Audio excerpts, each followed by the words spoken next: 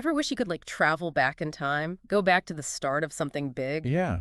Well, Witness a historical event. that's kind of what we're doing today. Okay. But instead of, like, a battlefield or something, we're heading to 1977 India Right. for a glimpse into this world of Osho. Yeah. And I'm not talking about him speaking to these huge crowds or anything. Yeah. These are, like, intimate conversations with his sannyas and disciples. Okay. Really raw and personal exchanges Yeah. on life, love, all the big stuff, Yeah. It's fascinating to sort of eavesdrop on these conversations because Yeah. you're seeing Osho respond to like individual struggles Yeah. and questions. It's a different vibe It is. It is. than you get from those big speeches. Yeah, you're seeing the evolution of his teachings in a much more intimate, personal way. Exactly. And speaking of which, Yeah. we got to address this whole sannyas thing. Okay. Now, before we even start, Right. forget any preconceived notions you've got Sure. about robes and, like, running away to an ashram. Yeah. That's not what this is. Okay.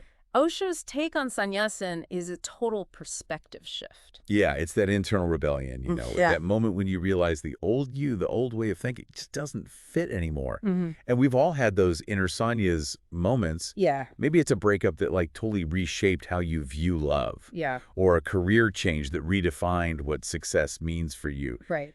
But it's those moments of shedding the old to embrace the new. Exactly. And that's really what Osho's philosophy is all about. And that brings us to one of his most, I think, powerful teachings. The power of yes. Yes. And not just yes as a word, Right. but as, like, a way of life. A way of being. Yeah. He urged his followers to approach everything, even the messy stuff, Yeah. with an open heart. With the yes. Why do you think yes held such weight for him?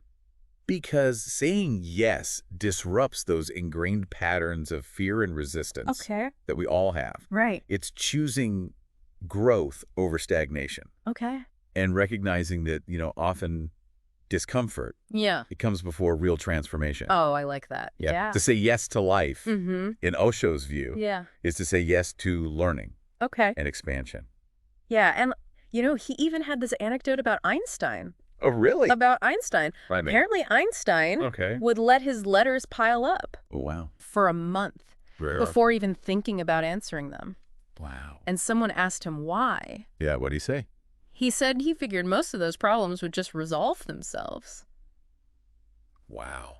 Can you imagine? It's brilliant. Einstein. It's like he just surrendered control, Right. like by saying yes to the unknown, Mm-hmm. by letting go of the need to like Control everything. micromanage every outcome. Yeah. He created space for solutions to just emerge naturally. It makes you think about where you're clinging to know in your own life, right? Right. Like, what are those areas where fear Right. or the need for control are holding you back? Yeah, those are the areas to look at. Right. Because that's where the real growth happens. Well, okay. Not in clinging to comfort and familiarity, Yeah. but like embracing the unknown and allowing ourselves to be surprised Yeah. by what unfolds. I like that. Yeah. And speaking of embracing the unexpected, Okay.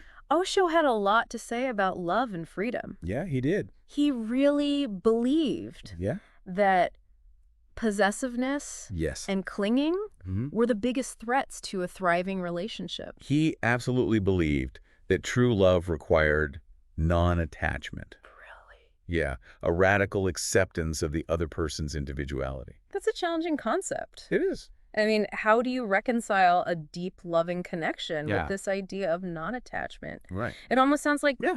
he's advocating for indifference. Not at all. Really? No.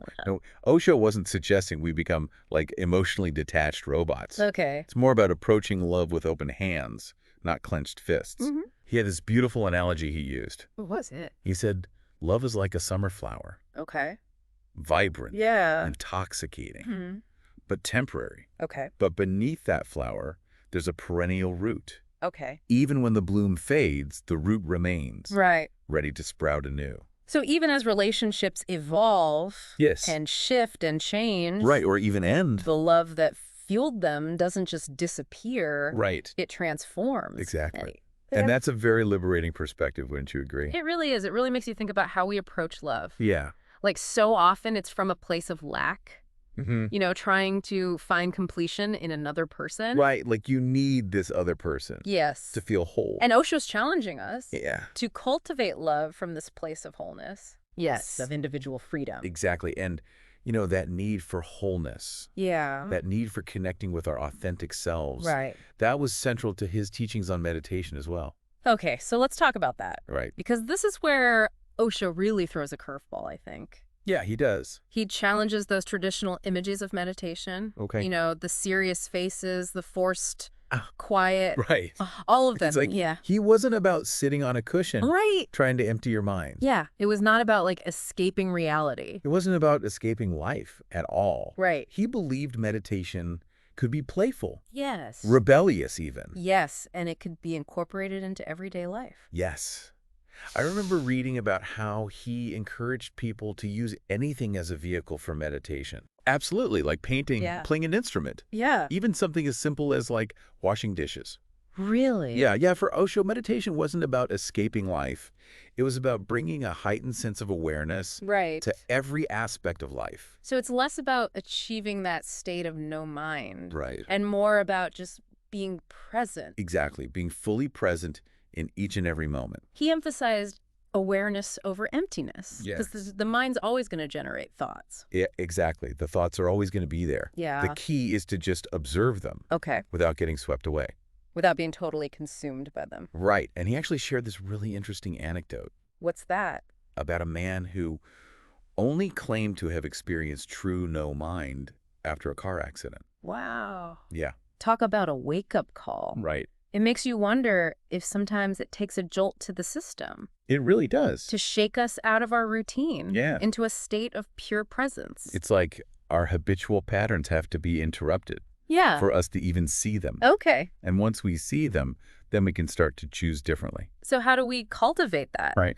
That awareness Right. in our daily lives? Yeah, that's the question, isn't it? Especially when most of us are not facing near-death experiences on a regular basis. Right, thankfully. Yeah. Well, Osho, he encouraged people to find those micro-meditations throughout the day. What's a micro-meditation? Could be anything.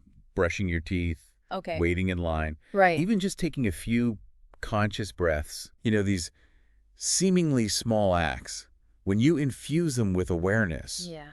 they become really powerful. They can become really powerful. Yes. That's something I think everyone can connect with. Right. Finding those moments of presence Yeah. in the chaos of everyday life. Yeah, finding that stillness amidst the chaos. Right. And this kind of ties into another one of his themes. Okay. This importance of embracing our inner child. Oh, absolutely. Yeah, he loved that. He really did. He saw children as these embodiments of freedom, Yes. uninhibited, delighted by the simplest things. Totally. Yeah. And he believed that by reconnecting with that childlike sense of wonder, Yeah. we could rediscover joy, Yeah. spontaneity that a lot of adults lose touch with. Absolutely, that so many of us lose as we get older. Yeah. It's like we get conditioned out of it.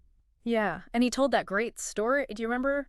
Which one? He told so many great stories. About the baby at the sannyas initiation ceremony. Oh, right. Yes. The baby just chucks the mala Pamela, yeah. like it's a distraction. Throws it aside, yeah. It's like this baby instinctively knew that true spirituality isn't about rituals or practices. Yes.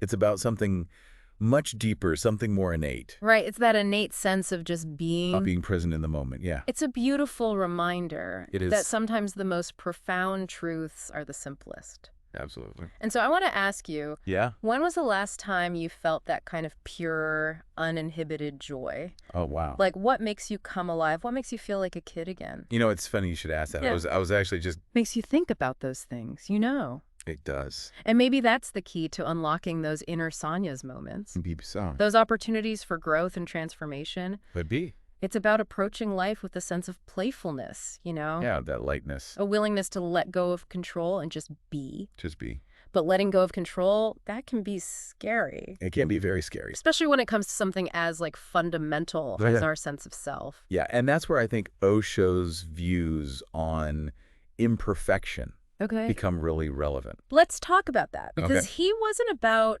striving for some idealized version of ourselves No, not at all. or our lives. He embraced it all. He saw the beauty in the messiness. In the contradictions. Yeah. The whole shebang. Right. Yeah. And he recognized, he knew. That our imperfections aren't flaws to, like, Right. get rid of. Or erase. They're not something to be fixed. Yeah, he saw them as like integral parts of our own unique journey. Yeah, I love that story he told about the man who buys this really intricate Chinese box. Oh, yes. Do you remember that one? I do. The man becomes obsessed Completely obsessed. with discovering its purpose. Yeah, like its hidden purpose. Convinced there's got to be some great treasure inside. There has to be. Right. And in his searching, he misses the point. He misses the entire point. Right. The real transformation wasn't ever going to be found in some final reveal, Right. but in the journey itself. Yes, the changes he went through along the way. It's like we're so busy trying to force our lives into these perfect little boxes Yes. that we forget to actually live. Yes. We're so busy seeking the perfect career, the perfect relationship. the perfect Instagram feed. Yes. Right. And we miss the beauty of the present moment. It's so true. Ask yourself, Yeah. where are you holding yourself back with this need for perfection? That's a great question. How is it preventing you from experiencing joy and fulfillment right now? It's such a powerful question, and I think it speaks to this big theme in Osho's teachings. What's that? This idea that true freedom comes from shedding those layers of conditioning Yes. and embracing our authentic selves. Yes. He wasn't about handing down dogma. Right. He challenged people to question. To explore different perspectives. Right. And ultimately to find their own unique path. Which makes that final quote that we wanted to unpack all the more intriguing. Oh, you mean the one about mothers? Yeah. Do you have it handy? Yeah. Osho said, the greatest discovery of this century is that almost 99% of people who suffer from neurosis, psychosis, or some kind of mind disease suffer from mothers. It's a lot. It's a lot to unpack. Yeah. Probably not one to drop casually at your next family gathering. Yeah, you might get some strange looks. Right. But while it might be easy to, like, recoil from such a general statement, Sure. I think there's a deeper truth he's tapping into. What do you think that is? I think it's about how we're born into these pre-existing family systems Okay. with their own sets of beliefs, expectations. Right, these patterns, these unspoken rules Yeah. about who we should be. Yes, and how we should behave. They get passed down They do. for generations. So he's not trying to say that mothers are inherently bad No. or to blame. For all of our problems. It's more about recognizing the influence of those early relationships. Yes. And how they shape us. Absolutely, and how those relationships shape our beliefs about ourselves. Right, and about the world. It's that inner sannyas again. There it is. That willingness to let go of what no longer serves us. Yes. Even if it means challenging those deeply ingrained beliefs. Exactly, and that is the essence of Osho's message. Yeah. It's not about blindly accepting his every word, Right. but about using his teachings as a springboard Yes. for self-discovery, to question, to explore, to shed those layers and embrace the messy, chaotic, beautiful journey of becoming who we truly are. And that is a lifelong process. It is. But like any journey, It starts with a single step. the first step is awareness. Awareness. And as we wrap up this deep dive, Yeah. I'm curious, Yeah. what resonated most with you today? What insights will you carry with you? How will you incorporate Osho's teachings, that spirit of yes, That embrace of imperfection that commitment to self-discovery into your own life. starting today